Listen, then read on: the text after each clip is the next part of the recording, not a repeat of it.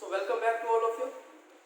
Now we ready for the one of the very common posture that we call the cat pose, Marjaryasana.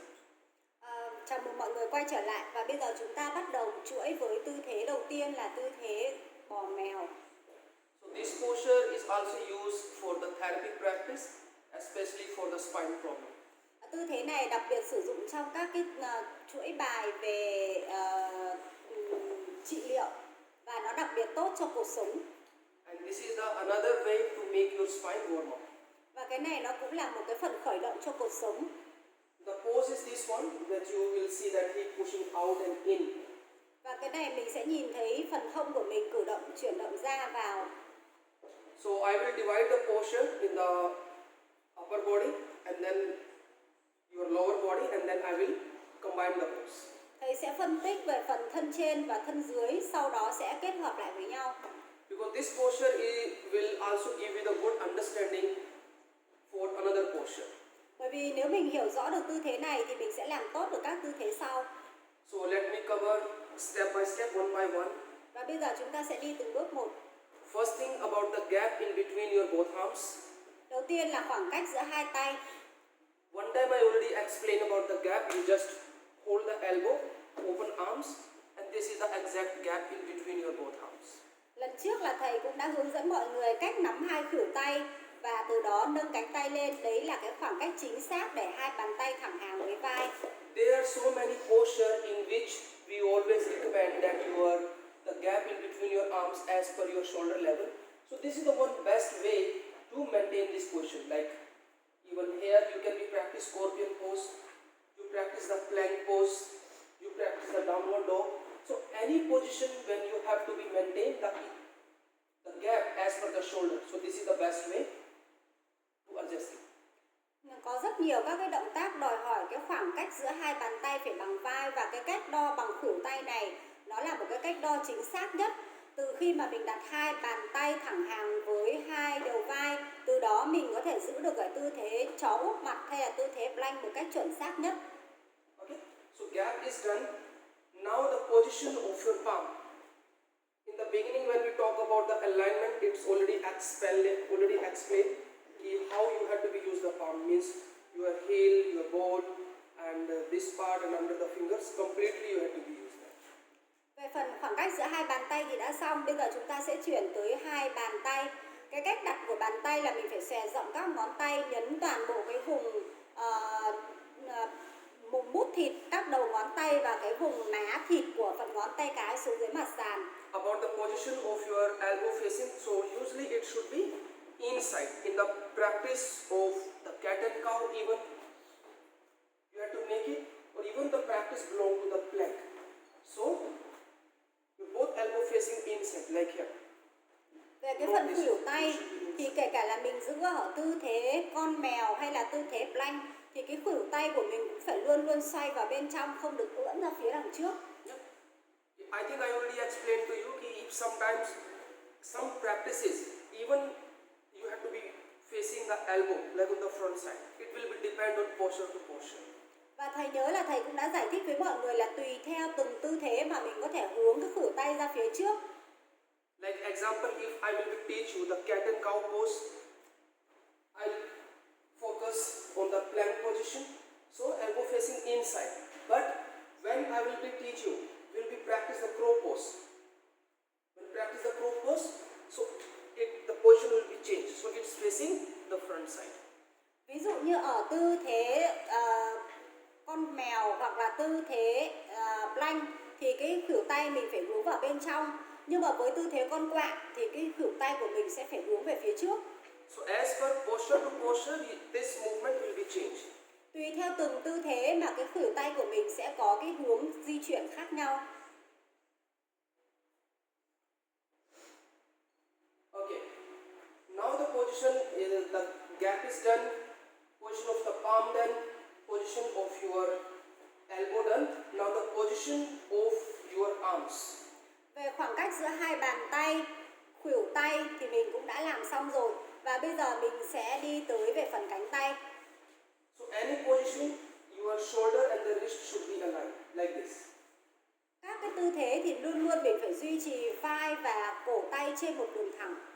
And shoulder, it's already explained, whatever the position you have, in any position, any asana, shoulder always away from the ear. Ở trong tất cả các cái tư thế thì mình cũng đã học từ trước đến nay rồi, là vai luôn luôn phải xa tai. Yeah? And why the shoulder away from the ear? What's the reason? Tại sao vai luôn luôn phải xa tai? Lý do ở đây là gì ạ? Why I cannot do practice like here? Tại sao thầy lại không thể nào mà có thể thực hành hay là tập bất cứ một cái động tác nào ở cái vị trí vai như thế này? So that when your shoulder away from the ear, your neck can be released and it can be tension free. You can be lengthen the neck. Khi mà vai xa tai thì mình mới có thể giải phóng được cái vùng cơ ở cổ và mình có thể vươn dài cổ ra phía trước. Even you do cat and cow, even you do plank position, even you do back bending practice, even you do twisting practice. So always, every time, any posture, your shoulder always away from the ear. Khi mà mình giữ ở tư thế con bò, mèo, plank hay là thậm chí là các cái tư thế ngả sau hay là vặn xoắn, một cái nguyên tắc bất di bất dịch là luôn luôn vai phải xa tai. But even you are doing the side bending, it's not doing the side bending here. Và kể cả tư thế nghiêng luồn cũng vậy, luôn luôn cũng phải hạ vai xa tai. Okay, now let me come back again here. Rồi bây giờ thầy sẽ quay trở lại với tư thế của mình. So your arms completely done, shoulder done. Position I told you that you are always shoulder and the wrist always aligned. It's not we go here and it's not we go here. Otherwise it will be impact on your wrist joint. Phần vai và cánh tay của mình đã xong. Và thầy nhắc lại là vai của mình là luôn luôn thẳng hàng với cổ tay, không để vai âm hoặc cũng không để cổ tay âm, bởi vì như thế nó sẽ ảnh hưởng trực tiếp tới cái khớp cổ tay của mình. Okay, now we come on the lower body, then later I will talk on the spine. Bây giờ mình sẽ đi về vùng thân dưới, sau đó thì thầy sẽ nói về phần cột sống. So lower body position means your knee and hip should be aligned. Đầu gối và hông phải thẳng hàng. Yeah, and your knee and your foot should be aligned. Đầu gối và bàn chân phải thẳng hàng, chân không được để vào trong hoặc là không được để ra ngoài. The position of the foot, it can be curl the toe inside initial level, that is okay, or even outside, that is okay. Chống bàn chân lên hoặc là duỗi mũi bàn chân đều được. So this is not any rule that when you do here is wrong, when you do here this is the right, nothing. This is just only the little bit impact will be changed, effect will be changed, otherwise both are okay. Mình chống bàn chân hay mình duỗi bàn chân, cái đó không có cái gì đúng hết mà cũng không có cái gì sai hết cả. Cái đó nó chỉ là tăng thêm cái sự căng cho động tác của mình thôi. Now the next thing about the gap in between your both legs. Bây giờ đến khoảng cách giữa hai chân. Usually whatever the gap as actually it will be depends on the hip level. Hai đầu gối phụ thuộc vào độ rộng của hông. Even you practice with the knee feet together, that is totally fine. But it will give the intensity. Intense level will be changed. We practice the back bend, we practice the side bend, chair pose, so many postures. When we are together, we are doing the gap. So you all have this experience that only the effect will be changed. Nếu như mà khi mình chụm hai cái đầu gối chạm sát vào với nhau thì mình sẽ cảm nhận được là hai cái cơ đùi nó sẽ có sự căng siết rõ ràng hơn. Thậm chí là khi mà mình ngả sau cũng vậy. Hai đầu gối chạm sát vào với nhau và hai đầu gối mở song song với hông thì nó chỉ ảnh hưởng và nó tác động đến cái vùng cơ đùi trong mà thôi. So now we already talk about the alignment. Now we'll talk about the movement. Và bây giờ chúng ta sẽ nói về sự di chuyển. So the movement here will be used the both movement, your back tail and the front tail. In beginning when we talk about the movement of the pelvic, that time I think I gave you this practice. Và bây giờ chúng ta đi đến sự di chuyển. Sự di chuyển ở đây là chúng ta tập trung vào vùng hông. Hông sẽ có hai sự di chuyển, một là đẩy hông trước và hai là đẩy hông sau. Ở cái phần này thì là thầy đã nói về cái sự di chuyển hông ở cái buổi đầu tập về asana rồi. But that time we only focus on the movement of your pelvic. But this time we will be combine this movement with the posture, the alignment too. Nhưng bữa trước thì mình chỉ tập trung vào cái phần di chuyển của hông và bây giờ mình sẽ kết hợp giữa sự di chuyển hông và tư thế. So now you have to see when you inhale. Và mình nhìn khi mà mình hít vào hip, hông, shoulder away from vai, the ear, luôn luôn and xa tay. the neck movement. Neck movement also you have to be look up. But look up it doesn't mean Và mắt luôn luôn nhìn về phía trước. Nhìn về phía trước không có nghĩa là mình nhìn ngước lên và bẻ gập cổ, mà mình vươn dài cổ và mắt nhìn thẳng về phía trước. we are doing this movement, we are not doing this movement. Until you lengthen your neck, then you can be drawn back. So same feeling, same technique you have to be applying a cat and cow, or even when you do any back bending posture. Cái sự di chuyển cổ ở đây là mình luôn luôn nhớ vào cái 6 chiều di chuyển của cổ. Bất kể là cái động tác bò mèo hay là các cái động tác ngả sau thì mình luôn luôn phải nhớ là vươn dài cổ và lúc đó mình mới ngả ra phía sau. One important thing here, during the practice, usually the one mistake, here you can see my arms, my knee and hip aligned in this position, that is okay. Có một cái lỗi hay xảy ra, mọi người nhìn về cánh tay, đầu gối và hông của thầy ở vị trí But như thế when này. I change the position to the front tip, then usually one mistake that I'm giving the curve like that. Và một cái lỗi hay gặp là khi mà mình cuộn mông xuống thì hay gặp cái lỗi như thế này. So the correction is whatever the movement is there, even the hip out or in, it will be remain same. Your arms will be remain same, your knee to hip will be remain same. Now you feel that. Và mình điều chỉnh như thế nào? Mình phải giữ đúng vị trí của tay, vai, cánh tay và đùi hông. Và mình chỉ di chuyển về phần lưng và hông của mình thôi. Got it? Mọi người nắm được điểm này không ạ? Because when you will practice the right alignment, then that movement exactly you can be feel and exactly you can be get connect with it. Và khi mà mình di chuyển, mình phải luôn luôn giữ đúng định tuyến của các cái động tác của các cái phần tay, vai, lưng, mông, thì lúc đó mình mới có thể cảm nhận được cái sự di chuyển nó rõ ràng hơn. This position is usually right, but usually we find the mistake only this position when giving the curve. Just a little bit change. Practice only that. When you do the practice this way and when you do the practice in this way, you will find that you have to be engage your core more and you will feel more connection, more connected with that.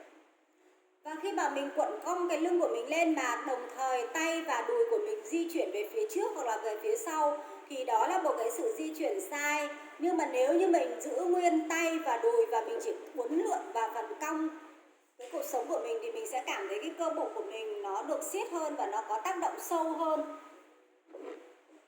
Got it? Understand?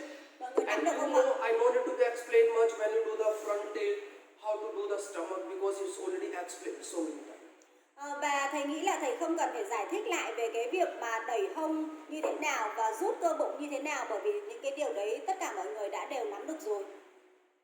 Done? Any question? Mà mọi người có ai có câu hỏi gì không ạ?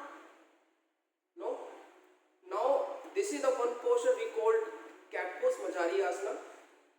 Then from this pose, another variations that called the Vinyasa is also called English name is the tiger pose. Từ cái tư thế con mèo này chúng ta sẽ đi tiếp vào tư thế nữa mà tiếng Anh gọi là tư thế con hổ.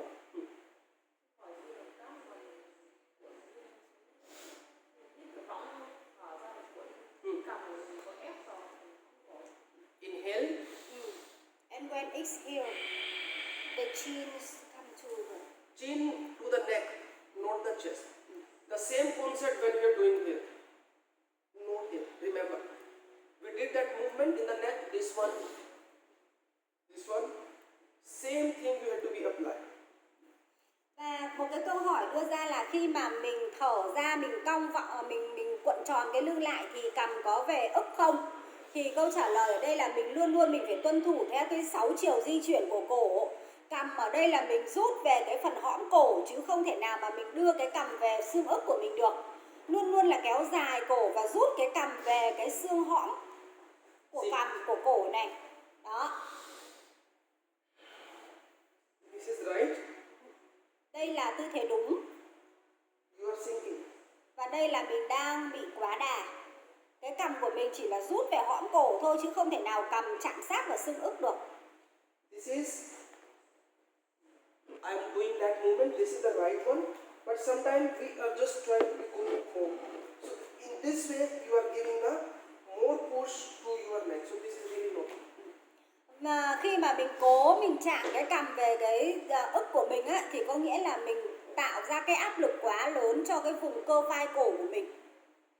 Whatever the movement we learn in the beginning, you have to just follow that. Posture can be changed. According to posture, your movement can be changed. But you already learned how to use this movement, this movement, this movement, this one, this one, this one. Just maintain the same. Trong các cái tư thế thì nó sẽ có sự thay đổi. Nhưng mà thay đổi như thế nào đi chăng nữa thì chúng ta vẫn phải tuân thủ theo cái sự di chuyển. Ví dụ như là cái cổ của mình, 6 chiều di chuyển của cổ thì mình phải luôn luôn tuân thủ cái sự di chuyển đó.